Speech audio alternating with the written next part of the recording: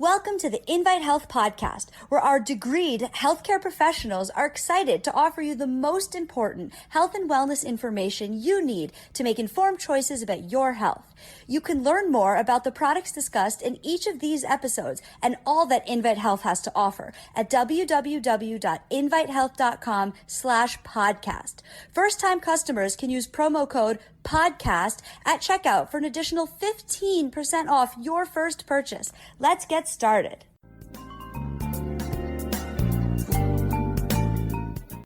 Okay, welcome back to part 2 of my episode. Triglycerides, are they as dangerous as elevated cholesterol? Hi, my name is Jerry Hickey. I'm a nutritional pharmacist. I'm also the senior scientific officer over here at Invite Health, and thank you for tuning into today's Invite Health podcast episode. You can find all of our episodes for free wherever you listen to podcasts, or just visit invitehealth.com/podcast. Please subscribe and please leave us a review. You can also follow us on Instagram, Twitter, and Facebook at Invite Health. The information on this episode is linked at the episode description, so let's just keep on going with this important information. I think it's very important information. In the first part of this episode, I discussed what triglycerides are, how they get increased, some of the damage they can do, how they increase your risk for stroke, heart attack, and coronary heart disease, which is the biggest killer on the planet. And I also discussed at the tail end of that elevated triglycerides cause fatty liver disease, which is a lot more common than you'd think. We actually have a podcast episode specifically on fatty liver disease. But extremely high triglycerides can also cause severe inflammation of the pancreas, pancreatitis. Now, that's not a comfortable condition. In pancreatitis, you get pain in the stomach area, and it kind of radiates around to your back. But, I mean, it could cause severe nausea, vomiting. Your abdomen could be tender and swollen. You could have diarrhea. There's a lot of symptoms. The problem is that if it happens too frequently, it can be connected to an increased risk of pancreatic cancer. You never want inflammation in an organ if you can help it. So, but for the triglycerides to cause pancreatitis, they have to be very elevated. Now, according to the American Heart Association, young people with high triglyceride levels have a 4 times greater risk of developing heart disease or having a stroke than young people with normal triglyceride levels.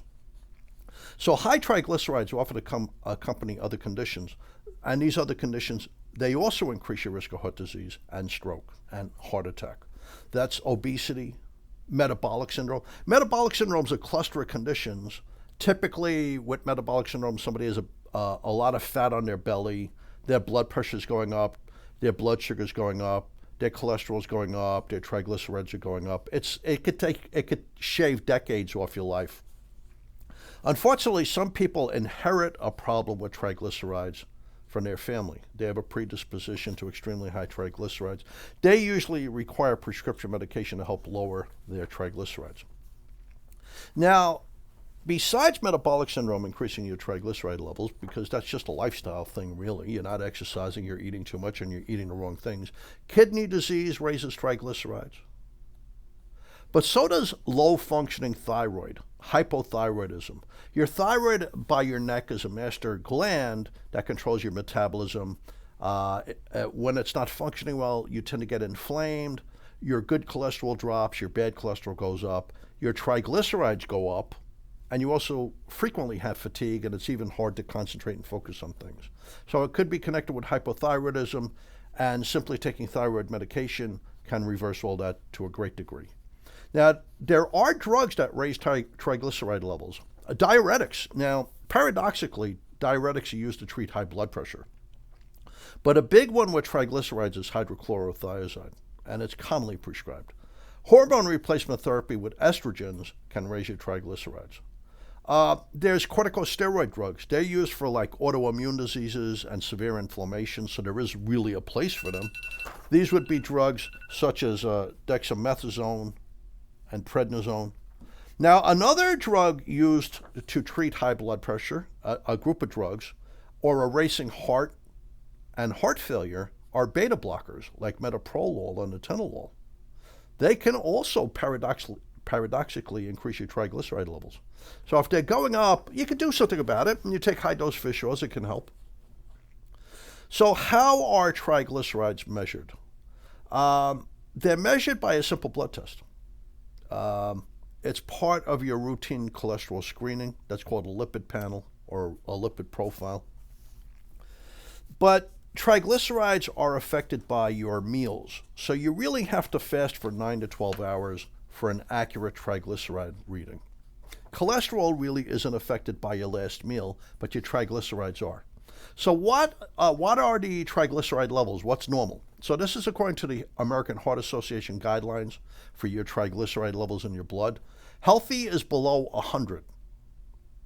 Borderline high is 150 to 199. High is 200 to 500, and very high is above 500. So if it's high or very high, I mean, even if it's borderline high, it's contributing to heart disease, it's contributing to fatty liver. But when you get to high and very high, like over 200, then it can lead to pancreatitis. So what's the best way to lower your triglycerides? A healthy lifestyle. That's the key.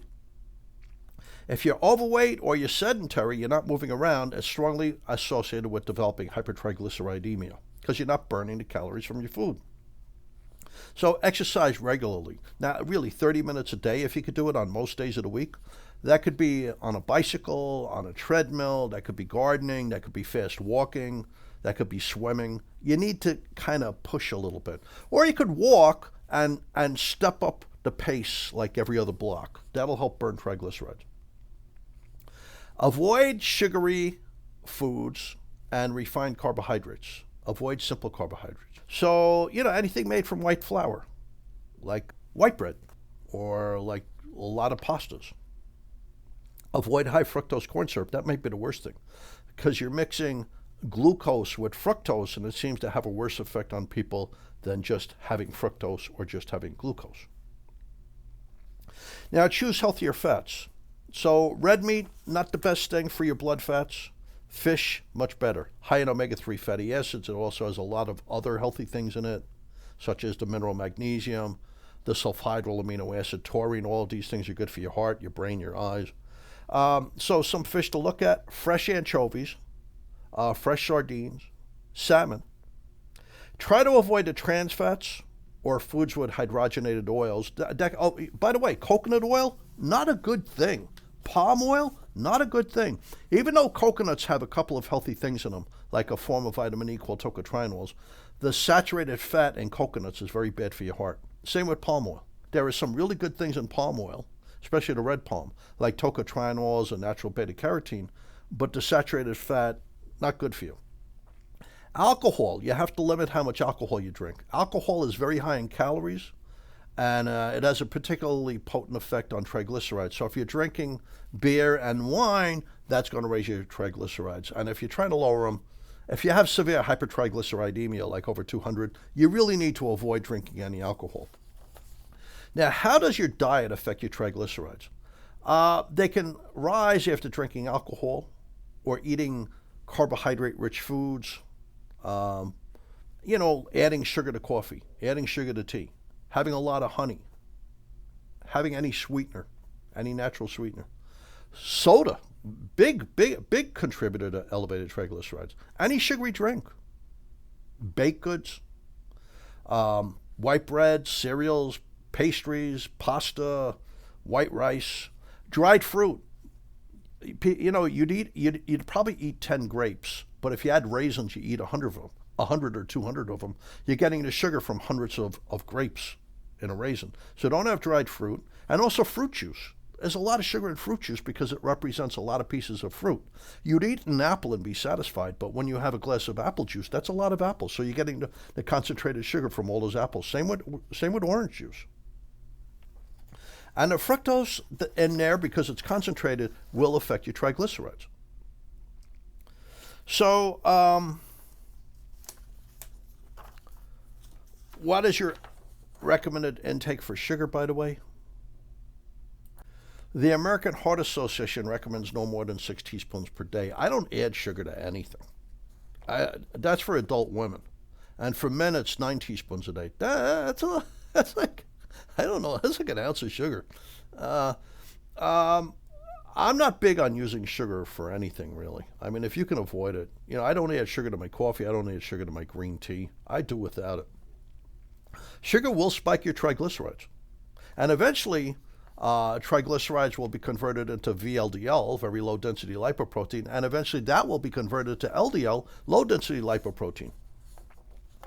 So I have a list of foods to avoid if you have high triglycerides. So let's just discuss foods to avoid if you have high triglycerides. We already mentioned alcohol. I'll go into it again.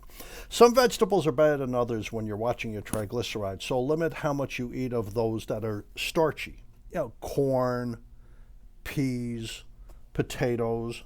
That way your body won't turn the extra starch into triglycerides. There are plenty of options.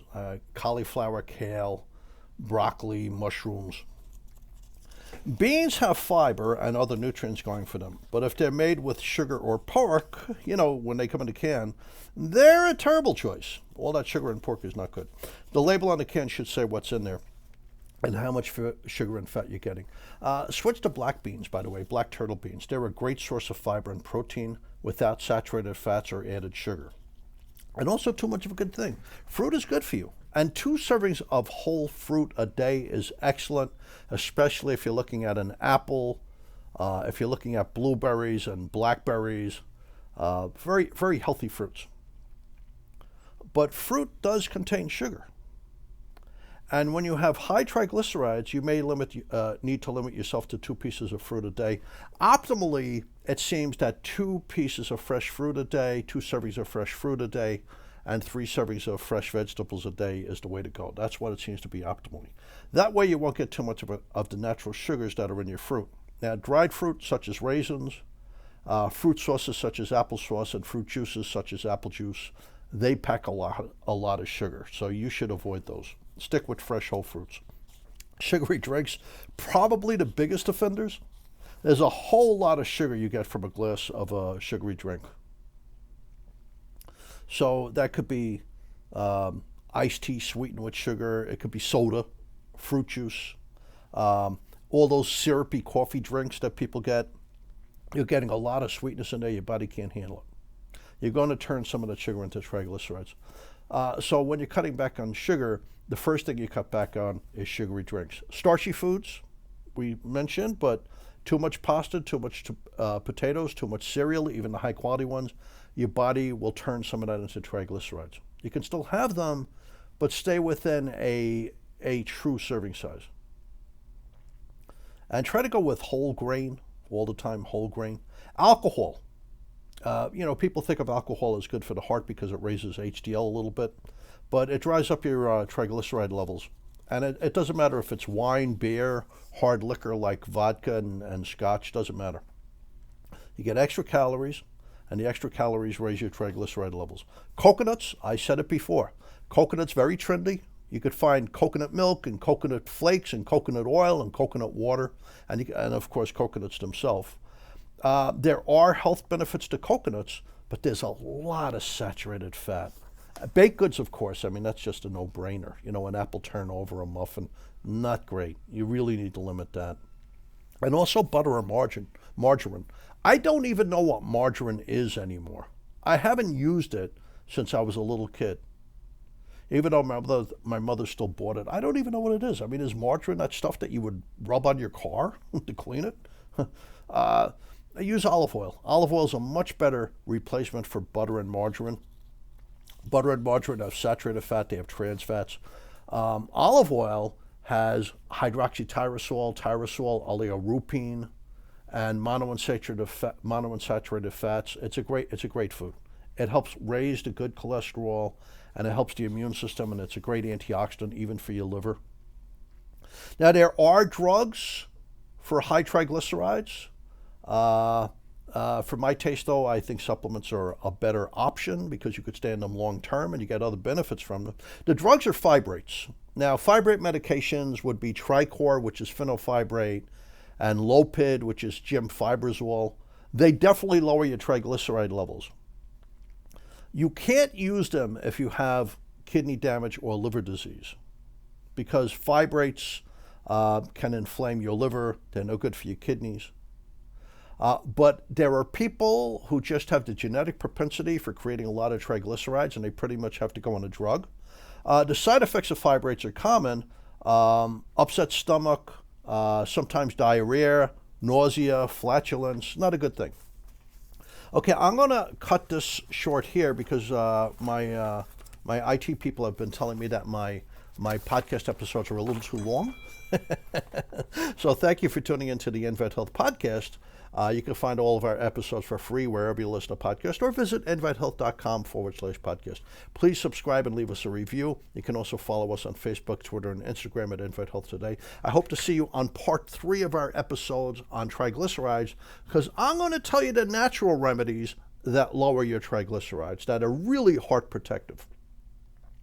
So I'll see you next time on part 3 of this episode, and thank you so much for listening. Jerry Hickey signing off.